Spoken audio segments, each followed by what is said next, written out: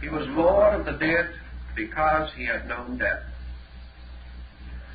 And because he had known death, he bestows life.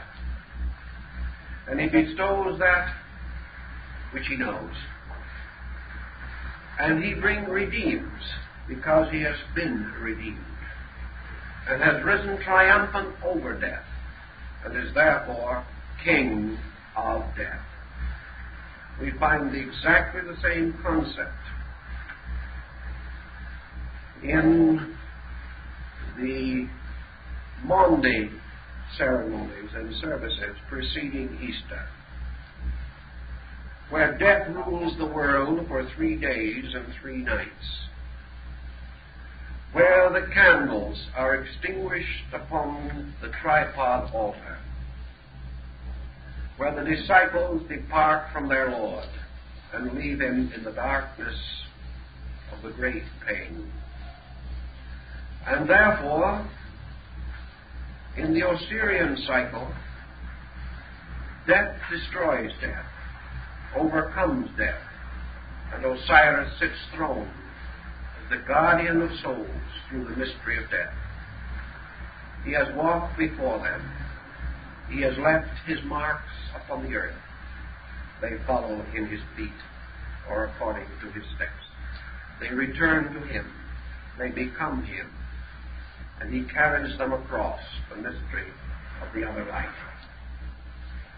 In the plains of Arlu, or in the great house of Amenta, there is the judgment throne, the magnificent abode of this Lord who is beneath the earth. The Egyptians sometimes represented Osiris as a mummy lying upon a low couch, and from every part of his body is bursting, growing grain, wheat, barley, all kinds of things are growing from him, because he is the life that is locked in the earth. He has descended into the earth, and from the earth he is forever escaping, and he escapes through the souls which turn to him and receive his way of life.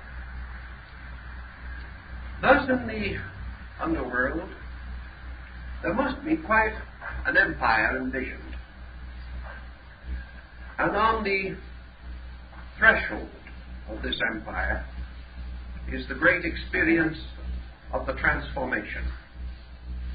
For the Egyptians liked to think of death under the term transformation. They did not like the idea of mortality at all.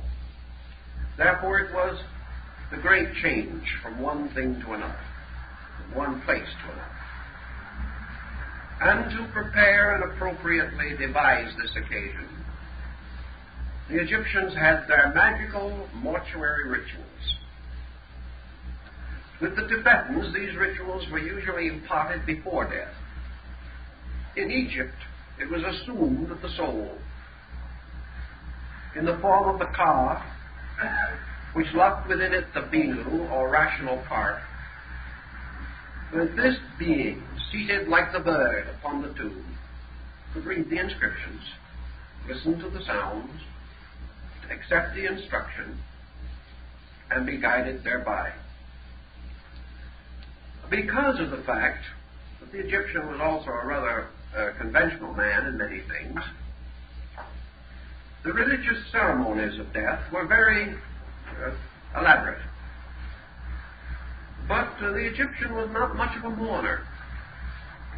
He was not much given to sitting around and wailing, because he could not conceive that death was bad, or the good gods would not have permitted it. But he had to show certain sorrows, certain respectable grief, things of that nature. So he simply hired professional actors to do it for him. And when an important person died, a request was sent for a suitable cast. And a dozen, 20, 50 expert mourners were engaged. These had no idea who was dead, but they howled uproariously, beat their brows and tore their garments, which were replaced, afterwards. This was ceremonial, but it is not at all certain from any of the experiences that the Egyptian grief was more than a private thing. Naturally, the Egyptian missed those whom he loved. But he did not grieve for them. He grieved for himself because they were gone. He was sorry to lose them. It never occurred to him that they were badly off or had any particular need of him. As one of the Egyptians says of one of the dead, "Thou hast so little need of me, and I so much of thee." And that was his attitude.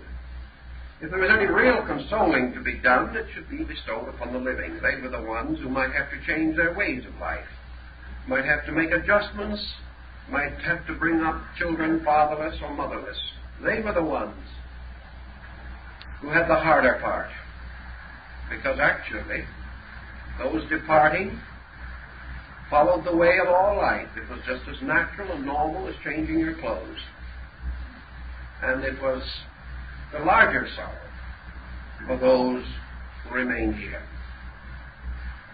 But the soul, passing on, has certain problems to confront, because the Egyptian, as his religion tells us, was a serious man as far as his codes of principles were concerned. Like all ancient peoples, he regarded his future happiness as closely associated with his obedience to the laws of his faith. This did not necessarily mean in Egypt that he had to worship a particular god or at a particular shrine. There were no sermons, there were no sects and creeds as we know them. We are not even sure that the Egyptian had a religious textbook, because the only books we associate with him in religion are those associated with his dead. We do not know that he had anything that corresponds to a Bible. We do not know that he had any version available to him of words attributed to his God or anything of that nature.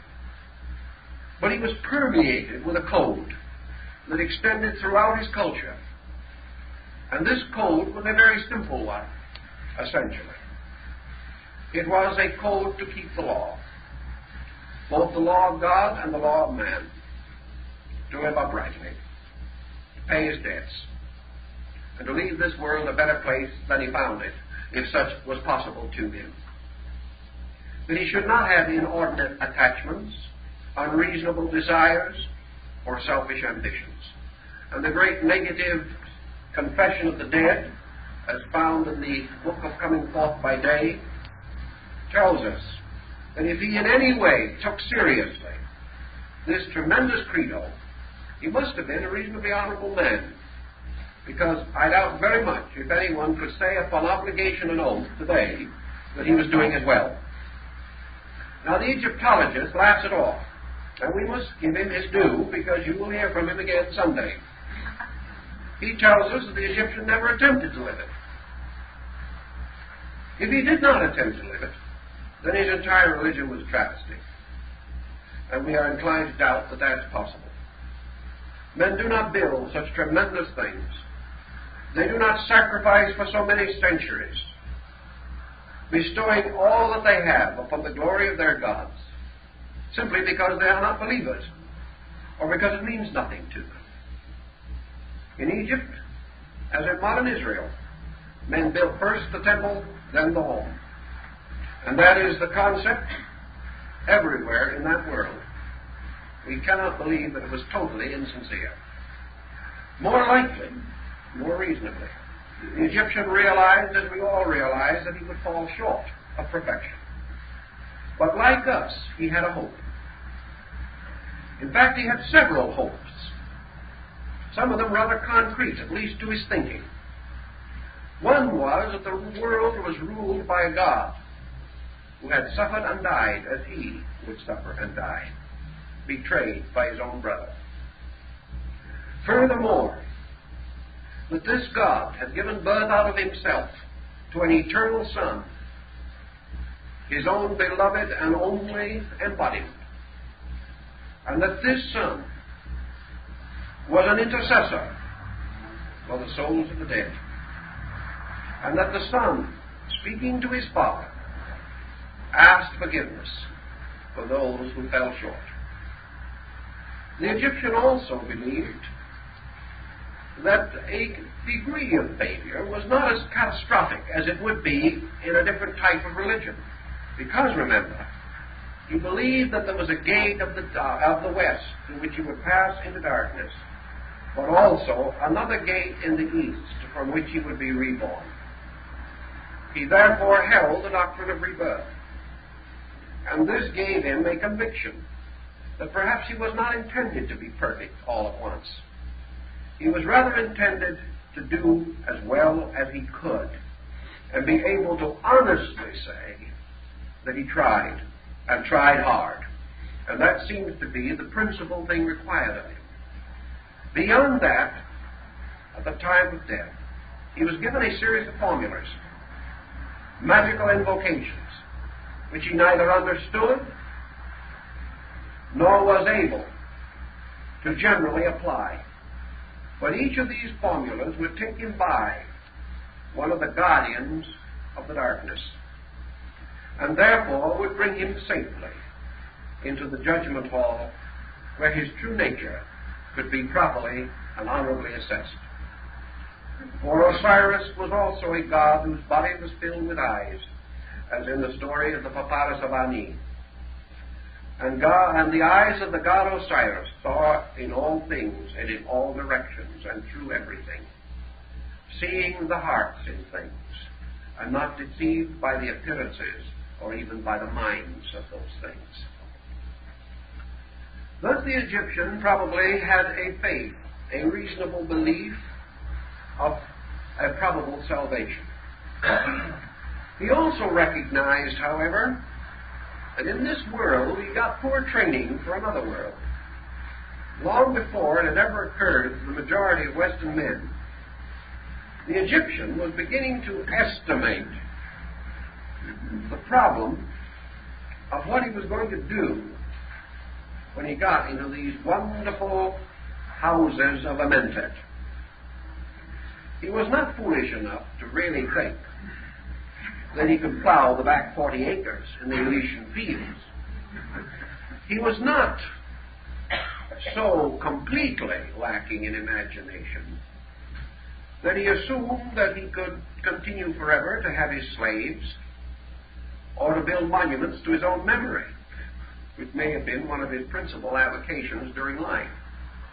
Speaking of all this monument building, there is another interesting thought. Records have been found to indicate that all these great monuments were not necessarily testimonials to egoism, because the records tell us that there were great famines in the land, or that the Nile failed, and that the crops failed, and that there was no work for men. And one of the edicts says, and Pharaoh say, that no man can be honorable if he is merely supported by another.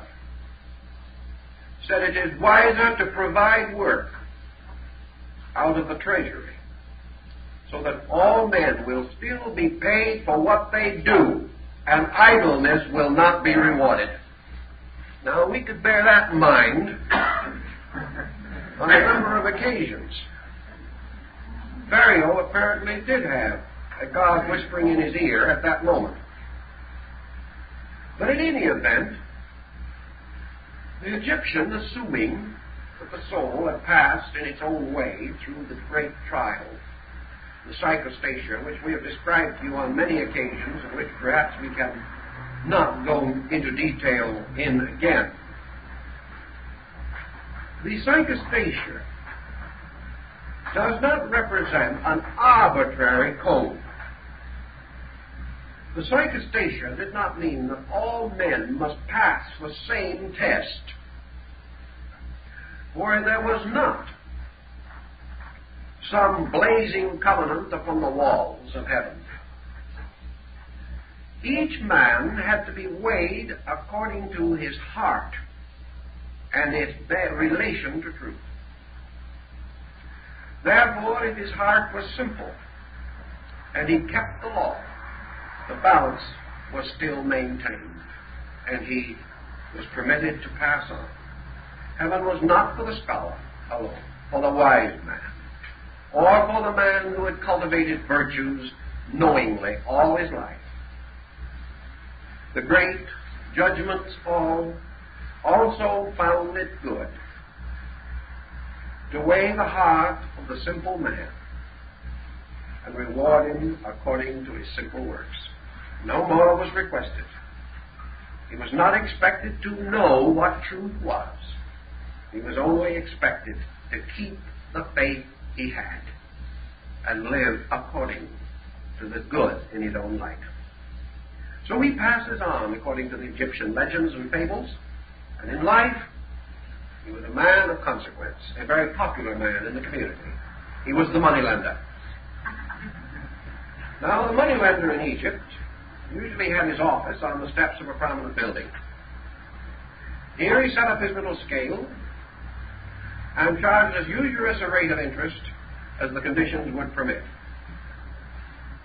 But if he was a good moneylender at heart and believed in his gods, he gave honest weights and measures. He charged the rate that was the legal fee, proper and appointed. And perhaps occasionally, when some rather destitute person came along, he was a little larger-hearted than the law demanded, took only 5% when he might have had 6. But anyway, we will assume, in this case, that he was a good moneylender. And there was such a man in one of the old papyruses, and we know about him. And we know that he balanced his scales at the portico of the Temple of Ra. And there, he advanced funds on this and foreclosed funds on that. And the time came and he passed on. And apparently, he got through the great examination with some credit. Evidently, he had not put his fist on one end of the scales when he weighed things. And because of that, he passed into one of the rooms of a mentat in the great hall of Anu. And so what did he do? What would you naturally think he would do? Found a good spot and set up business. Now we may wonder just what kind of a heaven it is if somebody else had to borrow money. It would make heaven almost too unheavenlike for most of us and too heavenly for the usurer. The books do not tell us who borrowed from him. Perhaps no one did. Perhaps in the afterworld no one needed to. Perhaps it was all that he required was to realize that he was doing business on the same old corner. No one like it. But the Egyptian did not assume that death would separate or change these values. It might take the body away from the money changer, but it would not change him. So in the plains of Amentet, we have a situation set up that is very similar to the Hindu philosophy.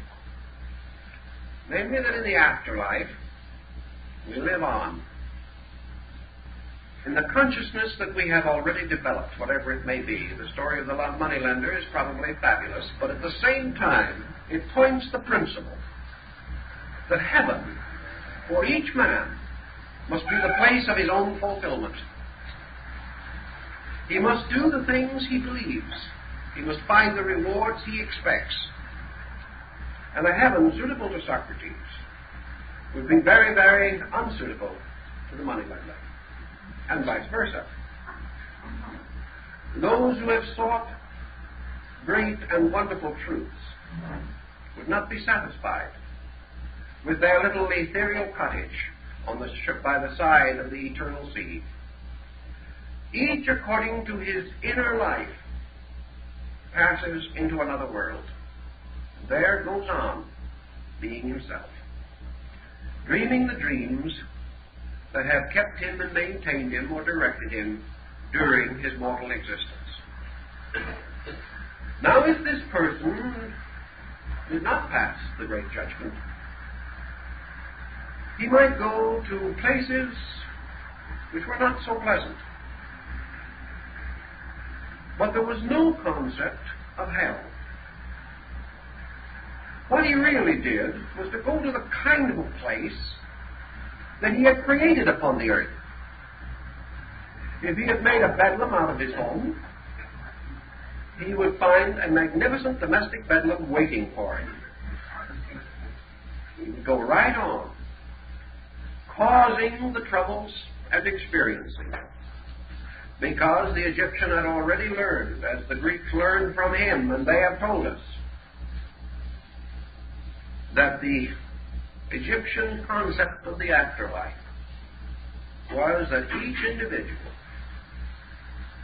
lived in the consequences of his own conduct. That the afterlife was the place where man lived with himself. That after the body was no longer there, and his faculties were no longer objectified and focused upon material things, this focus of power moved inward and settled within the magnetic field, so to say, of his own emotional mental life. Here the individual came face to face with himself. Here he had to get along with himself. And if the way we do it here is indicative, it would be well possible that over there he might have troubles at times. The individual who did not have a nice self to get along with was miserable. The individual who died in the excesses of dissipation, of selfishness, of greed, this individual had to face the sorrows which he had caused. Not because some deity did it, but because within himself were the tremendous complex of destructive forces from which he was not separated by death. This went on with him. This was the demon that tormented him. This is the power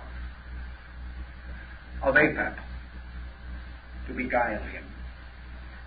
For he had fallen under the illusion, had failed to serve the gods, and had failed to seek the good. And for these failures, he must live in darkness. Now, in the Egyptian mythological concept of the afterlife, the lowest and the most negative of all these houses in Amenhotep was the house of the great sleeping. If the individual had within himself